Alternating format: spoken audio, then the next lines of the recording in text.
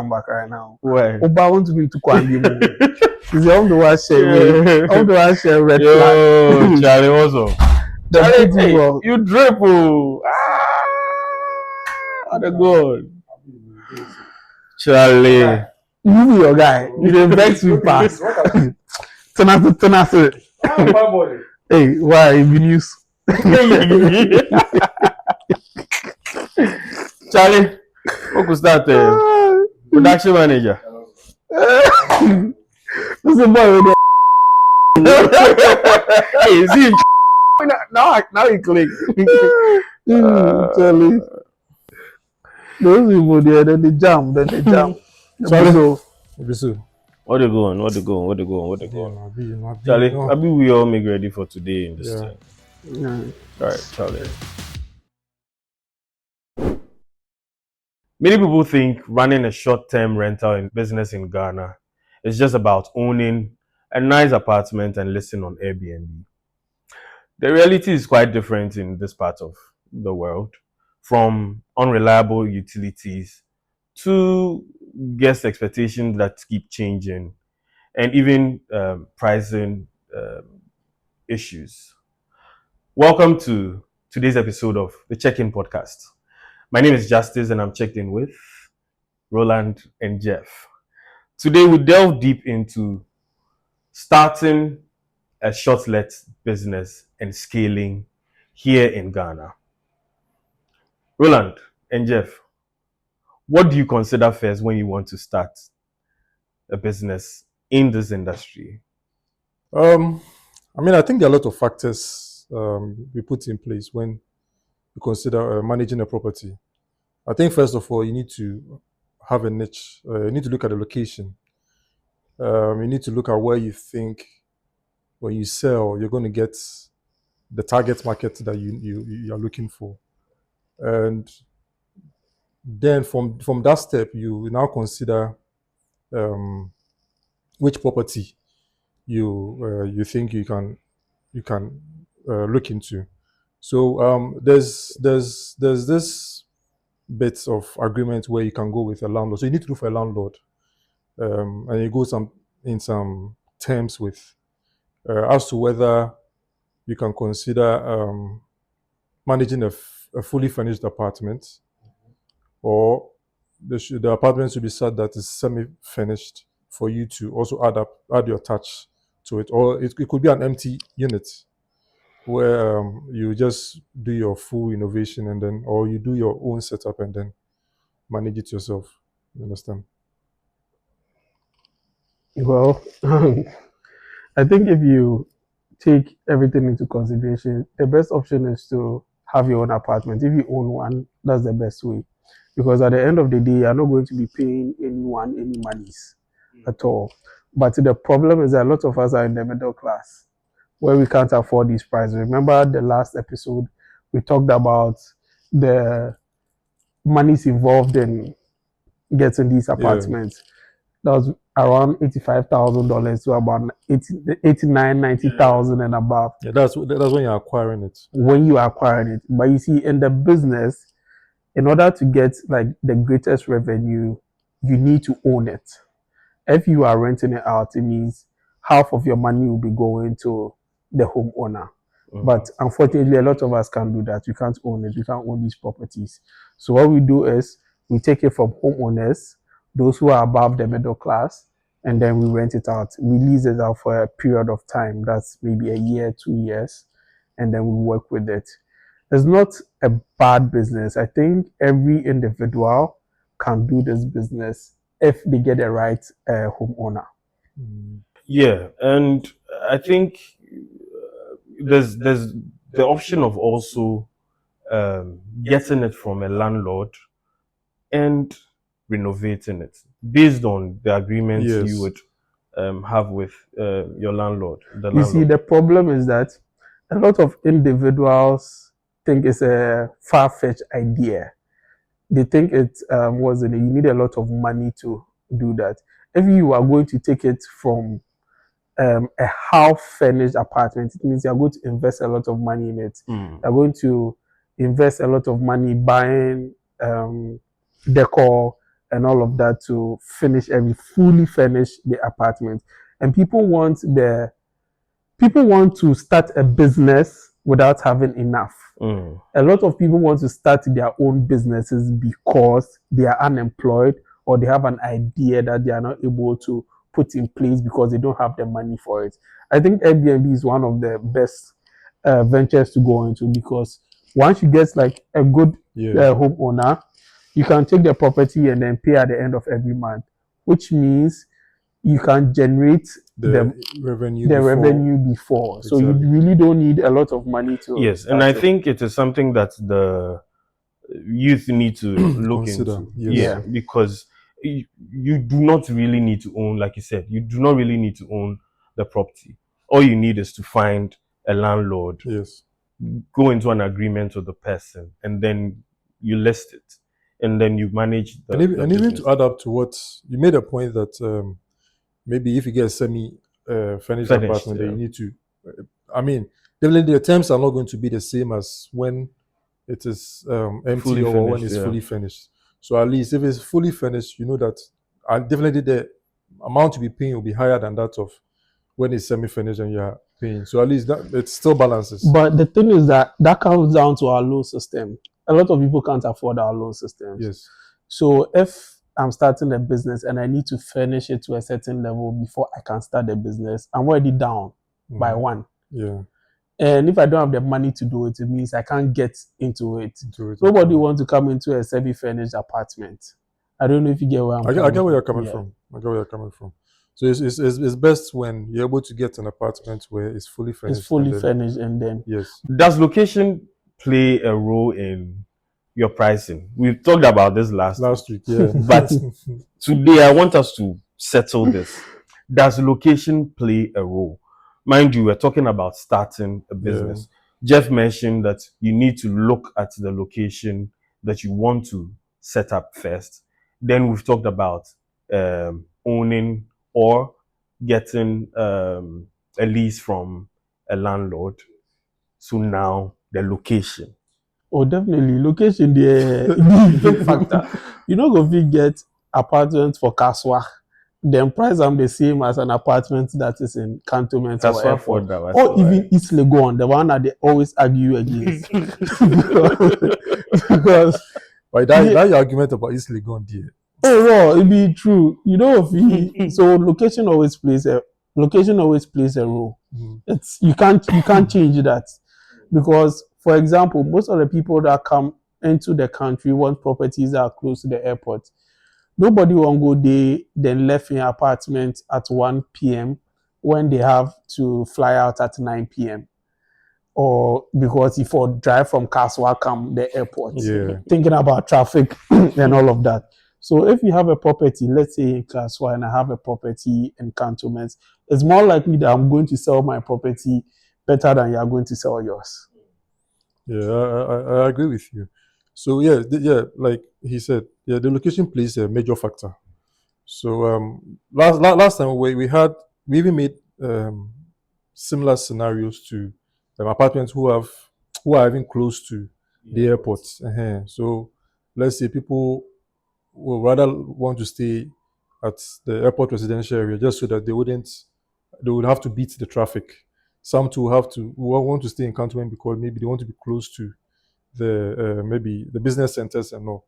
Some too, my man disagrees with this Lego, but you know, this is not to discourage viewers who have already considered hosting or starting something somewhere at a dental. I mean, we're talking about pricing, so you can still have an Airbnb somewhere at Kaswa. Yes. And then price it at maybe 50 USD, 30 USD, 45 USD. But we're just saying that they cannot be compared to that of the primary. Yes. So are we saying that location is the major factor? No, it's even before aesthetics, because I've seen properties that are far away and are more beautiful than properties that are closer to the airport. Yes, but people and are less expensive than. So in this instance, we are talking about location being the major factor compared to the aesthetics. Yes. I believe that location plays a major role. If we all go into our books, we'd realize that most of our guests are foreigners. And the foreigners, like we said the last time, like to stay closer to the airport. Do you get it? So if it's close to the airport, it's more expensive. Even the land at the airport area or the properties at these areas are already expensive. So property owners around this area or around those areas So if price their sorry to cut you. Mhm. So if I get some nice townhome for let's say East Legon Hills, 3 bedroom apartment, swimming pool, like all those things, like very nice. And I have another apartment in Cantonments. My favorite place is Cantonments because of the security and all of that. You they try to tell me say the Cantonments one will sell more than I mean, you are talking about aesthetics also. So they tell me say maybe the East Legon one will sell more than the Cantonments one. No, I'm not talking No, about it's not necessarily. You see, yes, the location plays a major role, but it's not about. It's not. How should I put it? Yeah, it does play a factor when it comes to pricing. The location does play a factor when it comes to pricing. But then again, last time, let me just reference our previous episode as well. He just mentioned that when you take one, we take the box, then we go to the next one. So when it comes to pricing, yeah, we look at the location. Location can also play a factor. Now, what is the other thing that also plays a factor?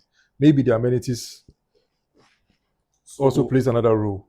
So, for instance, the one at Cantonment, is there also a 3 bedroom? Is that you said the one at East Legon is probably a 3 bedroom. Maybe this is a studio or 1 bedroom. So, although the location plays a role, it is also the type of apartment. Do you get it? Yeah. Yeah, And popularity. yeah. And talking about aesthetics, the Twitter boys say for Ghana luxury, then Airbnb is all about white paint, LED lights, then AC. Charlie, what do you think about that?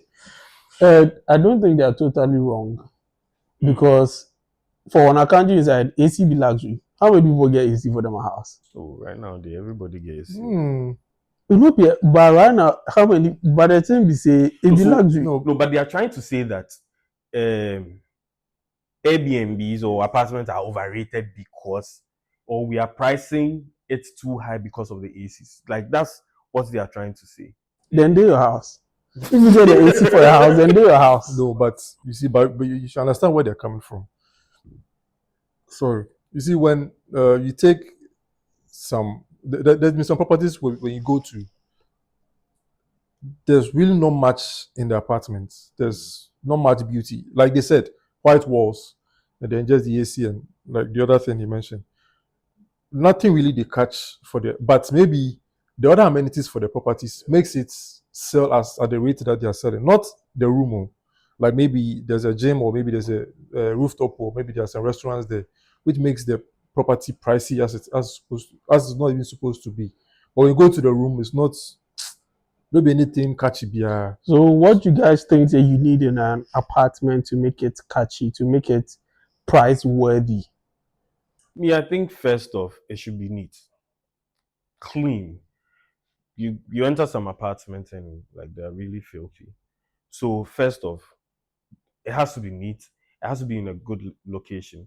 It has to have good security, standby generator because you can't always rely on power, internet, amenities like gym. You already mentioned gym, swimming pool, restaurant, so that once the person comes in, they do not have any reason to leave. To leave, exactly. It should be a whole package for them. If you have all these things, you should be able to price your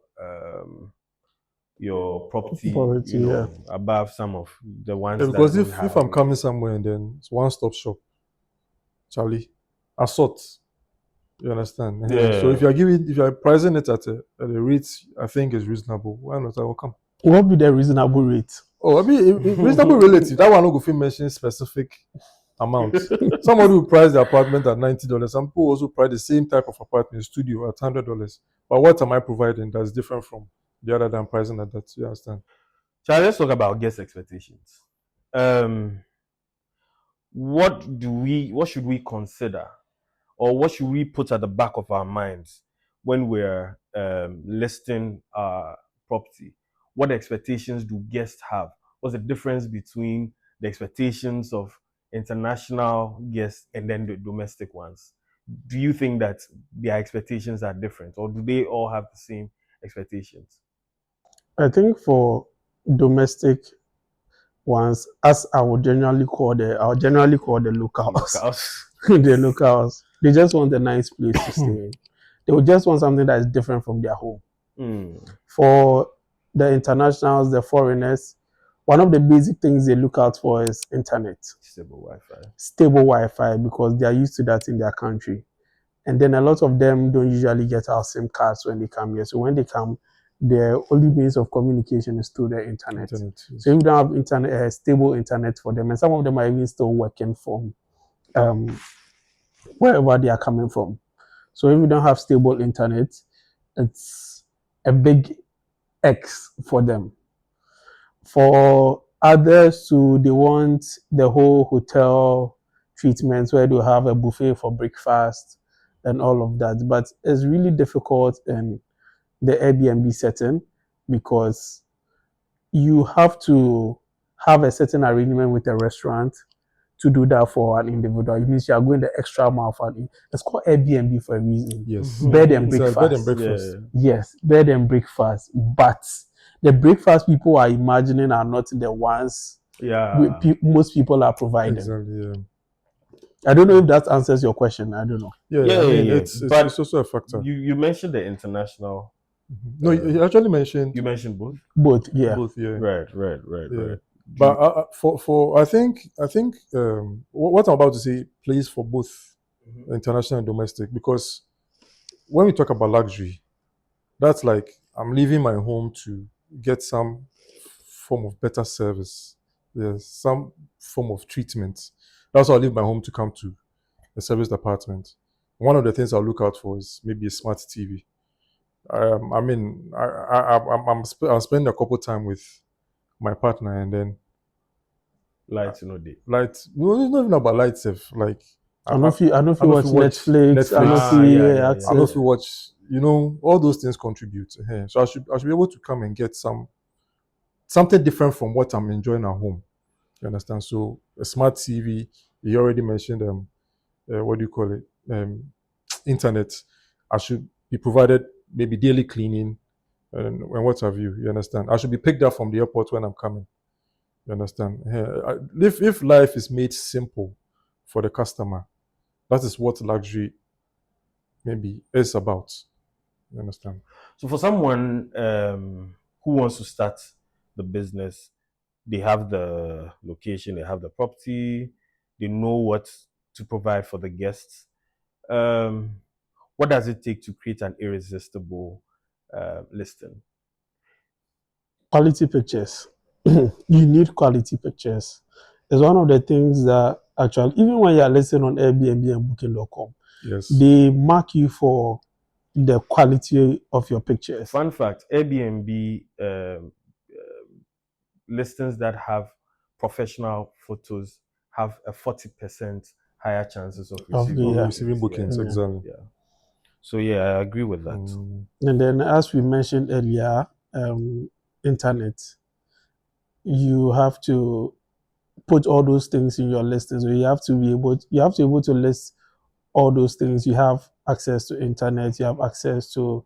I think some people like the fact that there are activities that they can participate in when they come, like the tennis courts. They have a playground for their children. Yeah. All of that. These things attract a lot of guests. Some people, they just don't want to come and stay in their rooms.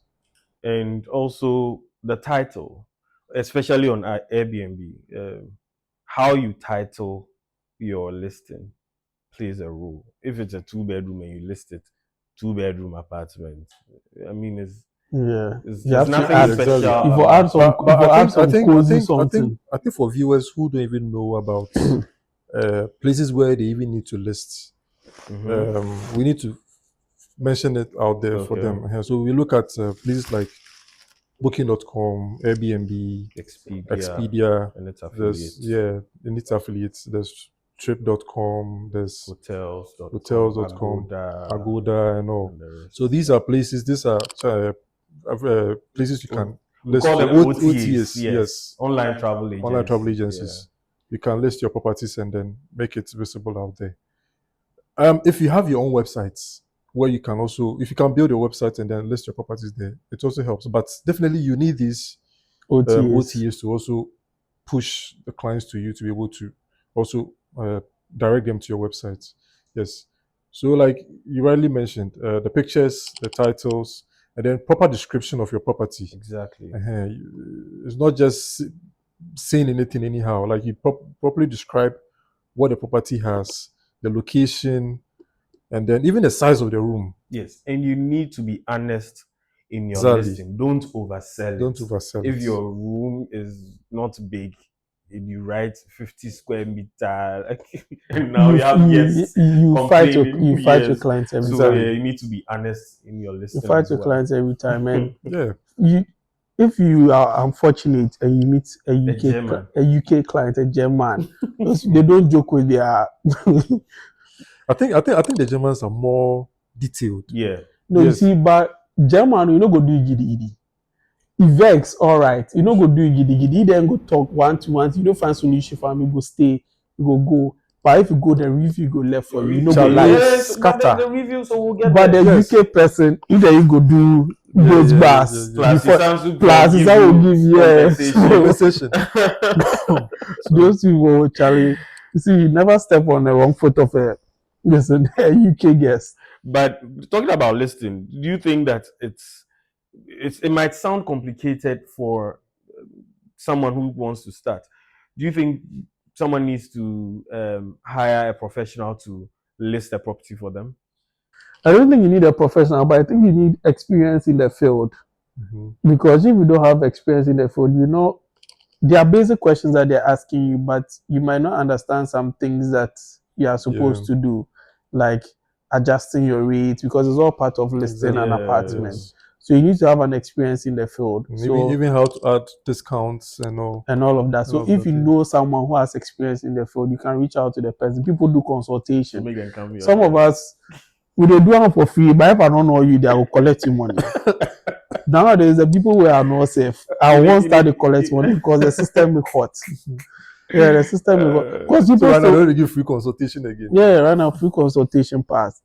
It's crazy, but yeah, that's it. You need to have experience in the field. If you don't have experience in the field, you struggle through it. So for somebody who doesn't have experience at all and then wants to enter into the property management business and just trying to list their properties, how would the person go by it? I think But we that all started somewhere, so if Mm. they should just go It on should be, like start. maybe they can reach out to us too. Oh yeah, that one but you Yeah. see, that one there. Me and you had the talk say, you had the talk say it was easier for us because we had the experience in it. right, We served, we served, so we know Yes. the ins and out of. Some of us were Exactly. thrown in Yes, you were. Yeah, some of us were thrown in it, but you were thrown in it for how many years? 2 years, 3 years. You picked up, there. Yeah. but and that was a different field altogether. Even though you were managing the property and all of that, you still had colleagues you were learning from. Right. If you are going to start a whole what's the name on your own, and you don't have anyone to learn from or anyone to pick up from, and you've never done it before, trust me, it's going to be a bit challenging. You have to talk to somebody who knows a lot about it. So definitely, you may need some form of consultation. Yeah. So yeah. What are some mistakes that newbies should avoid when listing and then pricing their property on an OTA? I think one of them should be, what's the name? The one that got to do with overbooking. Don't list, Manage. yeah, don't list more than the number of rooms that you have. Because if you're a beginner and you are starting, you need to be accurate on all of that. Some people list more than the number of rooms they have because clearly on booking.com, some people book and don't come. Yeah, but Yes, so that's where I was exactly. going. I was going because Some people book and don't come. But if you're a beginner, you don't know those things, and you don't know how to find your way around these things, you're always going to be in like, you go there some hot soup inside. but you see, Because imagine say you have just 3 rooms and you list them that you have 5. Right now 4 bookings come. You don't really have experience in the field. What are you going to do You with see, the fourth person? but you see, it's a dicey situation. You know, a place like Airbnb, you don't try. Yeah, Yes. for Airbnb you Yes. can't. You don't try to, because it can mess you up. But when we take places like Booking.com, it's a bit flexible. So I wouldn't push away the idea of overlisting overbooking. Overlisting. overlisting, Yeah. because it plays some advantageous role when it comes there. Because Booking.com, unfortunately for the part of world we are in, we can't the client can't pay before they arrive. Arrival. Yes. Fortunately for some countries, that they have that online system where you can pay before you arrive. But here it's a disadvantage to us. So for somebody who is what do you call it, doing the double booking, you just have to try as much as possible that you're managing it well, because it can turn out that So you need to give it a lot of attention. exactly. Yes, you need to pay attention. But to I wouldn't your list. completely shy away from You see, you are talking about a beginner. yes. Well, You're not talking about an Yeah, experienced yes, person. yes, I get you, Beginner. There's but this beginner, PK. He had a booking, and he was so excited that he got a booking. I think in his first week he got Yeah. this booking, and he was so excited I feel that like 30 nights. Charlie, 13 night, Charlie, I get booking, Charlie. Everybody They will don't show pass up, through. Charlie. So if you know list, if you know do overlisting, we them just book no automatically the system would block Close the here. Block the book, yes. you understand? Mhm. And then these people did not show up. And just this week, all my booking.com listings did not show up. Every single booking that I had did not show up. But I did not close my rooms. I still went ahead to, open my listings on other platforms. And thankfully, I was fully booked. I was even scared that these guys were going to show up, but they didn't even show up. You understand? Yeah, I also had similar situation. You- I even okay, even for I even listed my property for someone like fresh, and he also got that same. Should In fact, they are fraud. You realize that when you list, then you get those 30 night booking. They tell you they're going to come and pick them from the airport. You get to the airport, they tell you that they're struggling to pay their whatever. So pay for them. So pay for them, and when you come out, they'll pay. Fraud. It's fraud. And so for new people out there, you should be very mindful of that. people. Yes. And yeah, when you encounter such people, you be excited. You think that Charlie, I get this thing, so my I first sort my booking, first 13 booking. nights, yeah, Charlie. Understand. But yeah, me, I really think my problem with you guys be say you people they talk from no, but yes, place we of also need to talk experience. about the disadvantage of that. Oh yes, yes, but you put they talk from a place of experience, and that's well, fine. but that is why we say that when we are new in the business, definitely you need to seek some form of consultation, like seek some advice from other people who are already in the business. If you are new to it, honestly, you can't do it on your own. So my advice would be that immediately you get a booking, try and reach out to other people. Find out what time they'll be checking in, Yes. what form of payment they'll be making, all these things. Just try to see what the person's plans are. You realize that from that conversation, you could realize that this person is not serious. Oh, yeah. We are not going to check in, and then Yes. you open it. Yeah, but also the negative side of it is that if the guest shows up and then you don't have the listing or the apartment for them, you're going to You have a found terrible wanting. review, It's true. which review plays a crucial role Role. in this industry. So you need to know how to balance it. Yeah. So, like I said, the safest bet is to call the person ahead. Try and find their headspace. Like, are they really going to show up? Exactly. And then you make a decision from there. That's what I think. Yeah, you should plan. You should have a plan in place. Just make sure that once the book, you're contacting them ahead of time to plan before before the arrival date safe. You understand? Yeah. Yeah. Charlie, check-ins. What about We'll check-ins? talk about check-ins. I have the space now. I have listed. I have a reservation. How should property managers or a new property manager manage their check-in and check-out? I think in-person check-in is the best. If you have to forget the whole self-check-in thing, you need to have that rapport with your clients. In order to get a good review, you need to have that rapport with your client. Imagine not ever meeting your client and then there are some issues and you're just solving it over text message or over the phone. It's going to be frustrating. It's going to be frustrating. So there's this thing where once the client sees you for the first time, they have this perception of you in their head. So they know how to communicate with you. So I always advise that you always do an in-person check-in, and at the end of the day, helps with your review a lot. Yeah, the personal touch plays a lot of role in it. I mean, for check-in, even before the person arrives, we've already mentioned that you need to contact them ahead of time. So they need to know who they are going to be interacting with, who is going to check them in. So on the day of arrival, you need to be there to check them in. Yeah, it's the best option compared to the self-check-in. Unless, of course, you don't have any other alternative. You think that's the only option for you to do. And checkouts too. I feel like you should also be there to also handle the checkout. But even during their stay, you should be interacting with them. Exactly. Find out how they are doing. If possible, do it every day. Some people feel like it's stressful for you to be checking up on guests every day, but how difficult honestly, is it? it's not. It's Like not the- that It's your difficult. business. Like the checkout You're with protecting your business. like the checkout with them still buy on. Yeah, you know they there, so them still are. If there's somebody still my No, DSTV but remote self. no, but even but even in a case like go check their guests in suitcases, right? Oh no, but if you check the room, so you Yeah. Oh yes, you see that. Oh, you see that. there's I no mean, iron exactly. there That is why it's good to do the checking yourself. in person. Yeah. So that way you go through the inventory with the person.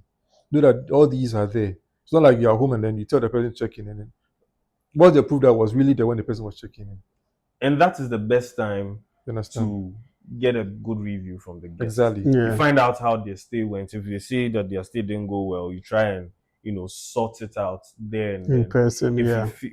if they mention that they had a good stay, and that is where Exactly. you And then solicit for good even before review. the person checks out, because you have interacted with the person during the stay, you know If whether the person- the person will you leave a know good not. review or not. You understand? Yeah. But I have a question. Do you think for, let's say, Ghana, as we did here, the communication with the guest plays a role in the review more than the person's experience, like, or maybe the quality of stay? It can. It's both ways. There are people that, regardless of their experience, because of your communication with them or how you handled their experience, even if it didn't go well, they're going to give you a good review. Yes. Sometimes they had a terrible stay, but you can still convince them. Convince Let them them. know that, oh, Charlie, this one there, If it between me, Charlie, then you. between me, then you. So don't put it out there, or I'm going to make it better. I'm going to give you this Discount compensation or this, compensation. Yes. but can you give me a good review? So because it all boils down to how you manage their yeah. expectations and their experience. So I think communication plays a role. Yes. Charlie, if you don't and you leave it to the guest, they will write what they want. You see, if you try to play the hospitality business like a robotic system, it doesn't work. It doesn't work. No. Yeah. It doesn't work. That's why we say that the human touch is very, very, very necessary. So when you add that to it, it makes the person feel welcome. It makes the person feel like, yeah, like they understand where I'm coming from. There's a book about, is it Setting the Table, Daniel Mayer. When you read about him, even he talks about, first of all, handling your staff, making sure that your staff are happy. You know, when your staff is happy, it transcends to your customers and then even your investors. Yeah. You see, so if your client is happy, of course, you wouldn't even have to ask for reviews. It's going to be out there. Like you're going to get a best of Hey, reviews. please ask. Some people. No. I'm saying. Yeah, I get where you're coming from. But some yes. people think that At times you need to be deliberate about it. Yeah, Yes. I actually get you, but just putting it out there, some people think that when they give you 8/10, they've given you a great review. Yes. So yes, just be deliberate about the terms. Of course. All right, Charlie, guys. My last words. Starting a short-term rental business is a very lucrative business, but it's not a get-rich-quick scheme. Of course. It takes a lot of planning, hospitality, consistency to get there or to be successful. I think that people really need to look into this. Yeah, exactly. It's a lucrative business. It's not easy, but it's something that does not require much for you to even start.